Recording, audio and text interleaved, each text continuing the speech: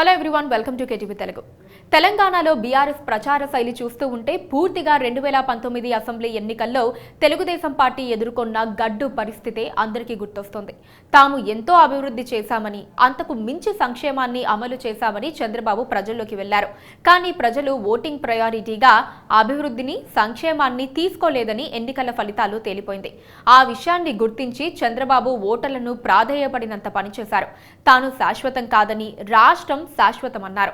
ఇప్పుడు కేసీఆర్ నోట నుంచి అలాంటి టోనే వినిపిస్తోంది. అందుకే అప్పట్లో చంద్రబాబు ఎదుర్కొన్న పరిస్థితినే ఇప్పుడు కేసీఆర్ ఎదుర్కొంటున్నారని చెప్పుకోవచ్చు.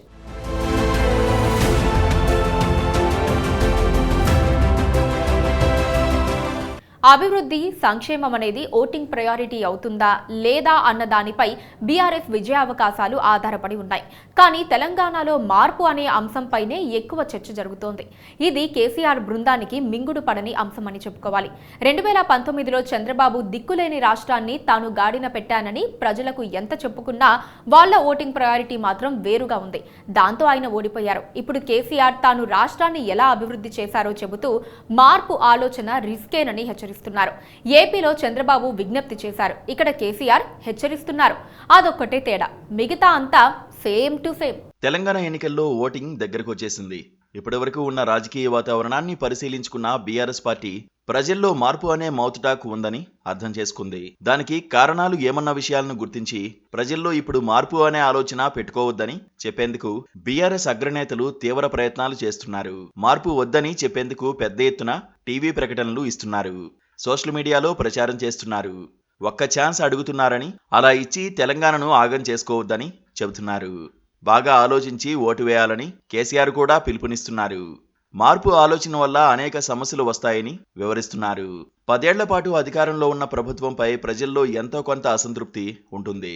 ప్రస్తుతం కేసీఆర్ ప్రభుత్వం కూడా అలాంటి అసంతృప్తిని ఎదుర్కొంటోంది. నిజానికి బీఆర్ఎస్ ప్రభుత్వం అనేక సంక్షేమ పథకాలను అమల్లోకి తీసుకొచ్చింది. మొదటి ఎన్నికల్లో తెలంగాణ సెంటిమెంట్తో ఘన విజయం సాధించిన బీఆర్ఎస్ రెండో ఎన్నికల నాటికి సంక్షేమ పథకాలను నమ్ముకుని బయటపడింది. ఇప్పుడు మూడోసారి సెంటిమెంట్ గట్టెక్కించే అవకాశాలు లేకపోవడంతో కాంగ్రెస్ పై దాడిని కేంద్రీకరిస్తూ బీఆర్ఎస్ ఓడిపోతే 10 ఏళ్ల శ్రమ మొత్తం వృధా అవుతుందని ప్రజలకు నచ్చజెప్పే ప్రయత్నం చేస్తోంది. రైతు బంధు జనవరిలో ఇవ్వాల్సి ఉన్నా ఎన్నికల వేళ ఇచ్చేందుకు ప్లాన్ చేసుకున్నారు. కానీ అది కాస్త వెనక్కుపోయింది. ఇక డబుల్ బెడ్రూమ్ ఇళ్లు బీఆర్ఎస్ కార్యకర్తలకే ఇస్తున్నారని జనం తీవ్ర ఆగ్రహంతో ఉన్నారు. వివిధ రకాల బంధులు సైతం వాళ్ల పార్టీ వాళ్లకే ఇచ్చుకుంటున్నారన్న విమర్శలు ఉన్నాయి. ఇవి బీఆర్ఎస్ విజయాన్ని ప్రభావితం చేసే అంశాలేనని బీఆర్ఎస్ శ్రేణులు సైతం అంగీకరిస్తున్న పరిస్థితి కనిపిస్తోంది. ముఖ్యమంత్రి ఎన్నడూ సెక్రటేరియట్కు రారని, ఎప్పుడూ ప్రగతి భవన్కు లేదా ఫామ్ హౌస్ కు పరిమితమవుతారనే విమర్శ జనంలోకి బలంగా వెళ్ళింది. బీఆర్ఎస్ గెలిస్తే కుటుంబ పాలనే ఉంటుందని, మార్పు కోసం కాంగ్రెస్ కు పట్టం కట్టాలని ఆ పార్టీ నేతలు కోరుతున్నారు. 5-6 నెలల వ్యవధిలో కాంగ్రెస్ గ్రాఫ్ అనూహ్యంగా పెరిగిందని రాజకీయ వర్గాల అంచనా. 10 ఏళ్ల పాలనలో ఈ అసంతృప్తి సహజమే. కానీ అభివృద్ధి, సంక్షేమ పరంగా చూస్తే కొన్ని లోపాలు ఉండవచ్చు. కానీ 10 ఏళ్లలో అద్భుతమైన ప్రగతిని కేసీఆర్ సర్కారు చూపించిందని అనుకోవచ్చు. అందుకే దీన్నే చూపిస్తూ మార్పు అనే ఆలోచన చేయవద్దని కోరుతున్నారు, విజ్ఞప్తి చేస్తున్నారు, హెచ్చరిస్తున్నారు, బెదిరిస్తున్నారు కూడా. కేసీఆర్ ఎంత అభివృద్ధి చేసినా, సంక్షేమం అమలు చేసినా ప్రజల్లో అసంతృప్తి పెరగటానికి అనేక కారణాలుంటాయి. వాటిని పసిగట్టి చర్యలు తీసుకోవటంలో కేసీఆర్ విఫలమయ్యారని అనుకోవచ్చు. సిట్టింగ్ ఎమ్మెల్యేలపై తీవ్ర వ్యతిరేకత ఉందని అందరూ చెప్పే మాట. కానీ కేసీఆర్ సిట్టింగులను మార్చలేకపోయారు. ఎమ్మెల్యేలపై వ్యతిరేకత ఉన్నదని తెలిసి కూడా కేసీఆర్ వారికే టికెట్లు ఇవ్వడం ద్వారా సాహసమే చేశారనే అభిప్రాయాలు అప్పట్లోనే వ్యక్తమయ్యాయి. సిట్టింగ్ ఎమ్మెల్యేలందరికీ టికెట్లు ఇవ్వొద్దని తాము కోరినప్పటికీ తమ అధినేత నిరాకరించారని మంత్రి కేటీఆర్ చెబుతున్నారు. ప్రజా వ్యతిరేకత ఎదుర్కొంటున్న ఎమ్మెల్యేల్లో పలువురు పెద్ద ఎత్తున భూకబ్జాలకు పాల్పడ్డారని, డబ్బు కూడబెట్టారని ఆరోపణలు ఉన్నాయి. ప్రభుత్వ వ్యతిరేకతకు కారణమవుతున్న మరో అంశం ధరణి పోర్టల్.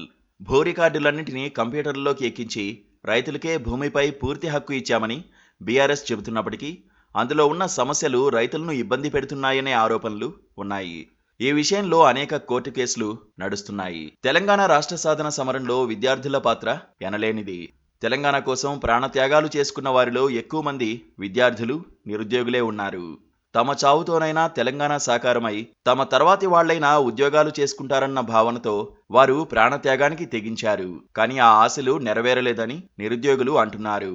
ఉద్యోగాల భర్తీ లేకపోవడం, టీఎస్పీఎస్సీ నిర్వహించిన పరీక్షా పత్రాల లీకేజీ అంశాలు, పదే పదే పరీక్షలు వాయిదా పడ్డం నిరుద్యోగులను తీవ్ర ఆగ్రహానికి గురిచేసింది. లక్షల మంది నిరుద్యోగులు హైదరాబాద్లో కిరాయికి ఉంటూ డబ్బులు ఖర్చు పెట్టుకుని కోచింగ్ సెంటర్లకు హాజరై పరీక్షలకు సన్నద్ధమైన చివరి నిమిషంలో పరీక్షలు వాయిదా పడ్డంతో ఆర్థికంగా కూడా చాలా ఇబ్బందులు పడ్డారు. కొల్లాపూర్లో పోటీ చేస్తున్న బరిలెక్కకు మద్దతు రావడానికి నిరుద్యోగులే కారణం. నిరుద్యోగుల్లో రాజుకున్న ఈ అసహనం బీఆర్ఎస్ ఎన్నికల ప్రయోజనాలను దెబ్బతీయడం ఖాయమని అర్థమయ్యే ఇటీవల మంత్రి కేటీఆర్ హైదరాబాద్లో నిరుద్యోగ పరీక్షార్థులు ఎక్కువగా ఉండే అశోక్ నగర్ నుంచి నిరుద్యోగుల్ని టీ వర్క్స్ కు పిలిపించి మాట్లాడారు. రైతులు, ఇతర పేద ప్రజల్లోనూ ఇటువంటి వ్యతిరేకతే ఉంది. ఇక ఉద్యోగుల సంగతి సరే. పీఆర్సీ అమలు చేయకపోవడం, మధ్యంతర భృతిని కేవలం 5% ఇవ్వడం, డిఏ బకాయిలు చెల్లించకపోవడం, మెడికల్ బిల్లులు రియంబర్స్మెంట్ లేకపోవడం, జీపీఎఫ్ చెల్లింపులు లేకపోవడంతో వారు సైతం ప్రభుత్వంపై గుర్రుమంటున్నారు. ఇలా సమస్యలే అన్ని వర్గాలు గుర్తు చేసుకుంటున్నాయి. మంచిని హైలైట్ చేయడంలో బీఆర్ఎస్ కూడా విఫలమవుతోంది. అభివృద్ధి ప్రాతిపదికగా ఎన్నికల అజెండాను పెట్టుకోవటం మూర్ఖమైన పనిగా ఇప్పటికీ ఎన్నోసార్లు నిరూపితమైంది. కానీ కేసీఆర్ అదే పని చేశారు. ఫలితం రావాల్సి ఉంది.